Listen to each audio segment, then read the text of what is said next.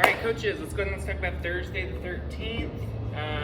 We have got our pull cycle for today, 6-minute EMOM, every minute on the minute. We're going to be doing a 15-second dead hang into a pull-up or some variation, and then you get a rest, and then you actually do it in the reverse. So it's kind of a fun opposite pull cycle.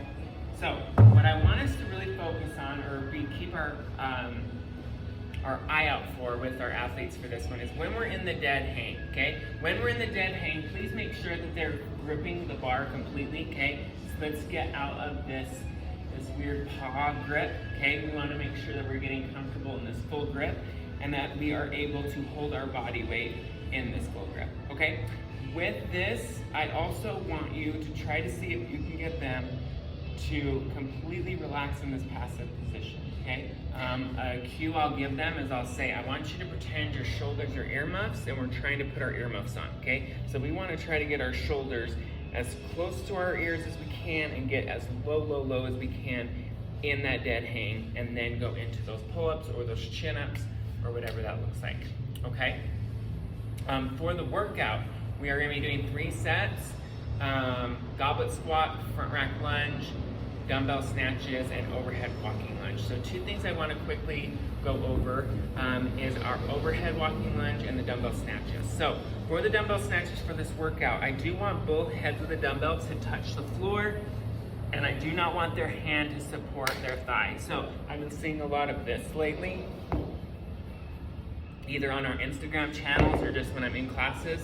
Let's make sure that both heads of the dumbbell are touching the floor.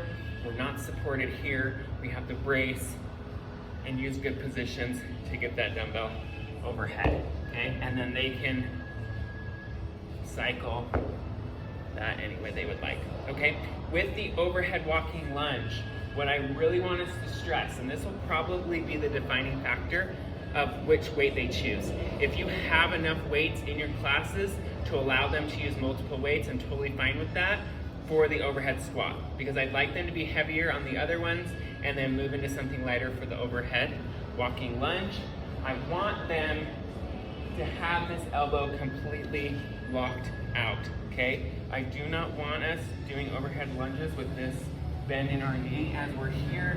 We're trying to keep it straight, okay? Putting a lot of tension where we don't need it, okay? Overhead, nice and locked out. Again, try to get this bicep as close to the ear as we can when we are lunging, okay? Make sure that if you are coaching today, that you already have an idea of how you want the room set up, because you are going to be lunging, walking while you lunge in the front rack and then also in the overhead squat. So just already kind of have an idea of how you want the flow to go based on how big your classes usually are, okay? You don't want to be trying to figure that out right when you're ready to coach, okay? All right, I think that is everything. If you have any questions, as always, please reach out, and I will see you tomorrow.